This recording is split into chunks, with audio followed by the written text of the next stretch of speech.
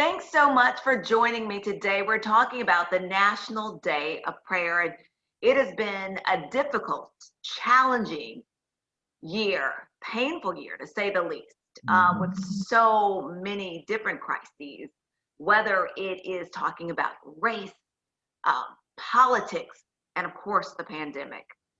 You're seeing more people turning to their faith and to prayer to get through this and to get a deeper understanding of this as to how to move forward. That's right, LaTrice. Our nation has been through a number of crises in the past year, right? So the coronavirus pandemic, to unrest in the wake of the murder of George Floyd, to a difficult election season, there has been so much to strain and divide our country. But people of faith, we turn to a higher power. We believe in God, and we believe in God's active presence in the world. We believe in the importance of both taking action and of turning to God and asking for help. And so we believe that we cannot sit passively by and just hope for unity, that we need to take an active role in coming together. And tell us about how we can come together and about this year's event that is coming up the first Thursday in May. Absolutely. So that's exactly why that we are organizing again for the National Day of Prayer.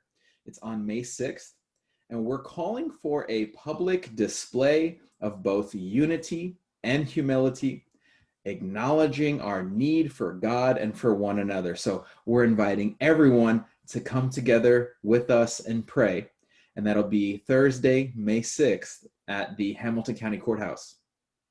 And one of the things you said earlier too, talking about how we can't sit passively by, and even as people of faith. So it's, in the Bible, it talks about, how, faith without works, and so forth, and you have to have action. So that's one of the things too that's so important, that if you know something is going on and you see all of this going on in your community, then you not only have to pray about it, but you have to act and speak out. Mm-hmm. And there have been so many great organizations that are taking part in this National Day of Prayer that have been doing wonderful things in the last year to step up and step in the gap. From the Bethlehem Center that I work for, to Chattanooga House of Prayer, who is organizing this event, to so many churches in our community that have had open food pantries and support with utilities, and just taking those action steps and combining that with our faith, with our prayer, and with our services and our teachings and things like that, just really wanting to live out the values that we hold so dear.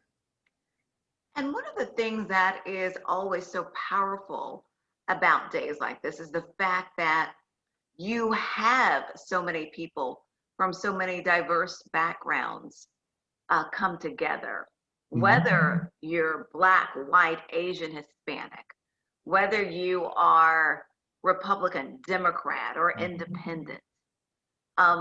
You come together because you share this common and unique bond when it comes to faith. And that's what you want to kind of stress to people, that bond that we all share when it comes to that.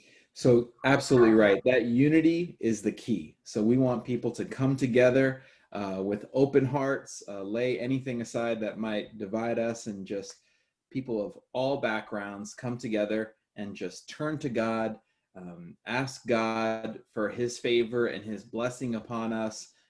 We're going to do some interesting things throughout the agenda for the day. We're going to confess some parts that we've played in adding to the division, and we're just going to ask for forgiveness and unity, and it's going to be a wonderful event.